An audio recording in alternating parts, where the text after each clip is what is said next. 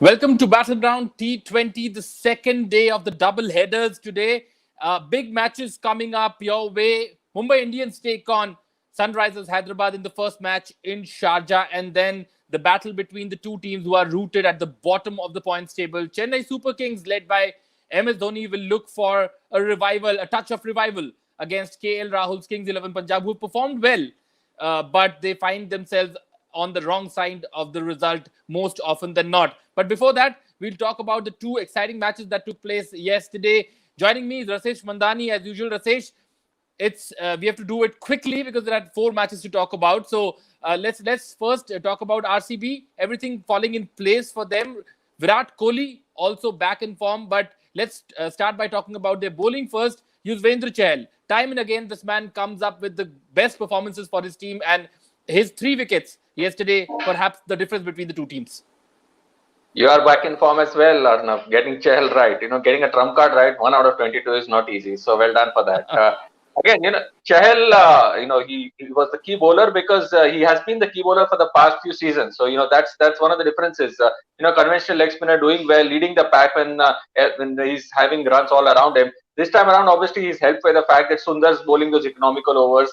Saini's done a decent job. So RCB would be happy. They'll take a lot of positives. Like you said, Virat back in form always augurs well. His sort of silken check drives, his art of playing in the way he approaches this format. So good to watch. And Padikkal getting those runs as well. So a lot of positives to carry forward for Royal Challengers Bangalore. And surprise, they are briefly, they were at the top of the table. They are at number 2 right now, but they certainly comfortably placed as opposed to previous editions. Right. A word then on Rajasthan Royals. As we was talking about, we just wanted to check their performances once they get out of Sharjah, and that's what is happening. In Sharjah, they had a template where they had these batsmen who could hit on the up and were scoring big runs. Suddenly, they find themselves in all sorts of trouble the moment they started playing outside Sharjah. The depth, the lack of depth, perhaps in the team beyond the big overseas stars, is now showing through.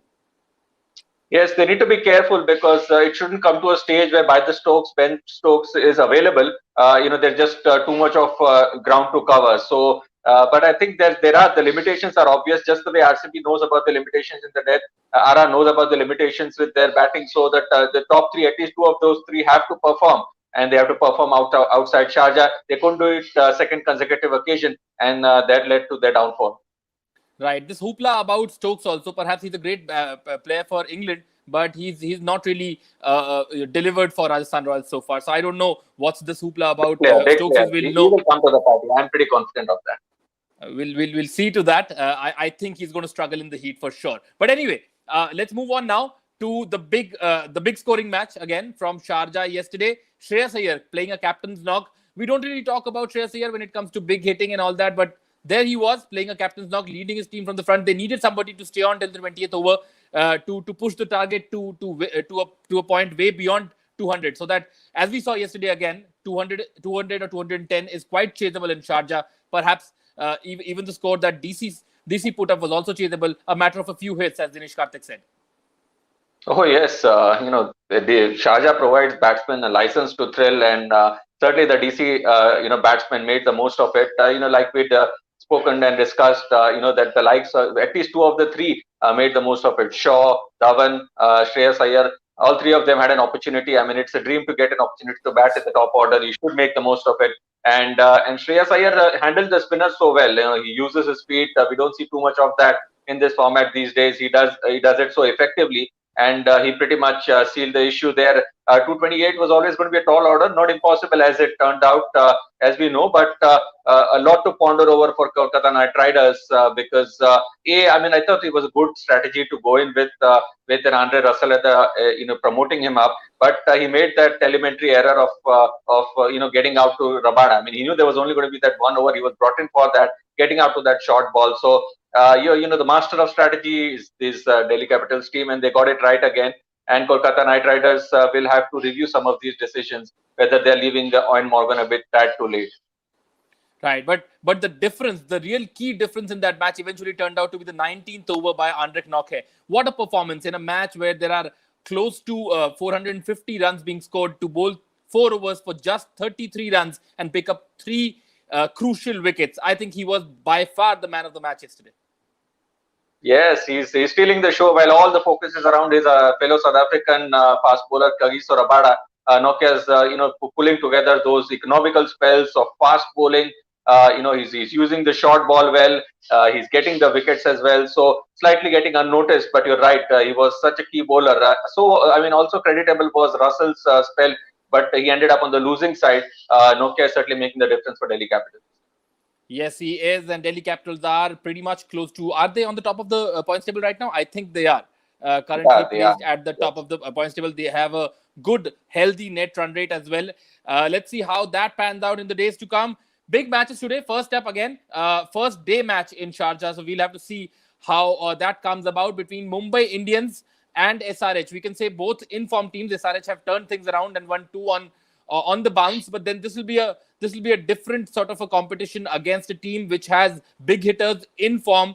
SRH would need Rashid, and if Bhuvneshwar is available, then Bhuvneshwar to pull things back for them, because the way SRH bat, it will be difficult for them to score a big total if they bat first, unless they're the likes of Warner or Kane Williamson or Bairstow. They need Bairstow to fire today in Sharjah, because otherwise the other batsmen do not really pose the kind of threat that perhaps Mumbai does with its batting might. Yes, the playing conditions should suit Mumbai Indians a lot more. SRH has never been a big hitting side, and they would benefit if they can win the toss and bat first, because they're always comfortable chasing even a middling total. Although at Sharjah it would be difficult, the par score will obviously go up, but with their resources in the bowling, they'll still back themselves. If they are left to chase down a tall total, then it might be a quite difficult task, and then will be all up to Bairstow and Warner to get them off to that big huge start which they have done in the previous seasons as well. So yes, in that sense, I think man-to-man advantage Mumbai. Also the fact that Mumbai has like you mentioned, a lot of these hitters who come to the fore in conditions which are favorable. Sharjah again, the day game as well, so the heat factor, all of that will be taken into account. But I think more obviously, I'll be surprised if Bhuvneshwar split, because of the way he was holding that groin, and he's had this issues in the past as well. I mean, it would be a terrible mistake to sort of rush him back into it. I was surprised he even attempted to bowl to complete that final over, because Bhuvneshwar is as crucial for SRH as he is for India looking ahead. So maybe Sandeep Sharma coming in place of him. Rashid Khan will always be his miserly self, but some of the SRH's batsmen will probably have to play beyond what is generally expected of them, and that might be a good way of starting. Yeah, I would like to see Sid Kaul come into the lineup if Bhuvneshwar is not fit, because Sandeep Sharma is somebody who relies more on swing.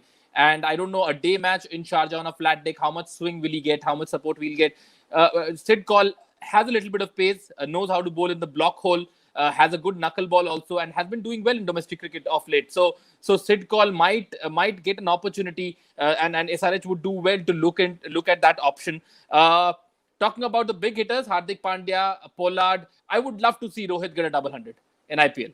I mean, and what better than scoring it in Sharjah? I mean, like, one of the flattest decks, one of the smallest boundaries, and definitely a contender to break Chris Gale's record. It's been too long. Chris Gale has been on the top with that record of his of 175. Rohit definitely has the might and has all the shots in his quiver, perhaps, to be able to break that record. What do you think? Yeah, the spectators would say "Aapke muh mein ghee shakkar" if that happens. But I don't know about 200, but I think you can expect a lot of sixes out of Rohit, because he's leading the pack as far as those six scoring is concerned. And the good thing about Sharjah is the fact that Rohit is generally a slow starter even in T20 standards. There you wouldn't have to bother about that. You take a few balls and then you can queue up. So expect a lot of runs out of Rohit. Right. Okay, then the evening encounter now between two teams who are struggling. KXIP, they are struggling because they are over dependent on their openers. CSK are struggling because they really don't know whom to look at for a match-winning performance. Watson should go. Watson should definitely go if CSK wants to turn their fortunes around. They need to look at someone like a Gaikwad, open the batting, and then perhaps get in a Tahir, because they need a little bit of an X factor with the ball as well. Yeah, we should throw up two questions here. Should Watson go? Probably yes. Will they go for it? Maybe not. Going with the way CSK is generally rigid about their plans, and they stretch it to the limits and hope that it comes off. And it sometimes does. It has in the past. I mean, remember Shane Watson had a very quiet start to 2019 as well. I think he had a similar run of four odd poor performances, and then he sort of turned it around. So you never know. But I think this time around they're staring at the possibility of leaving too much to do towards the end. So they should seriously consider finding a way through which they can draft an Imran Tahir in. Because that would make a massive difference. I mean, you've got someone with Tahir's wicket-taking abilities. Surely you should give him an opportunity to showcase his wares. And whether it is dropping Watson or adding another formula, I don't know. But CSK is leaving a bit too late. So the playing combinations will be all about today's match as well. Some decisions to make for both the sides. Whether CSK leaves out a Watson, whether KXIP considers leaving out a Glenn Maxwell, whether CSK can bring in Tahir. Yeah, or a Nisha would be an easier decision, and also whether they can find a way through which they can draft Mujib in. So a lot of decisions to make for both the sides. Lot of decisions indeed to make, and I think what CSK needs to do is perhaps create a strategy around the men who are making the difference. Sam Curran is somebody who is making a difference for them, and let's dive straight into the trump card segment where we'll talk about these players who can make a difference. In the first match, you've gone in with Rohit. I'm going with Rashid because I think in Sharjah, if SRH would want to perhaps stop Mumbai Indians from getting a big total, or if they are chasing perhaps a middling total of around 170, 180 odd, Rashid is the man who needs to fire again. 4 overs, none for 12 in the last match. Might be difficult to have such figures in Sharjah, but then anything under 6 runs per over perhaps will be like gold for David Warner.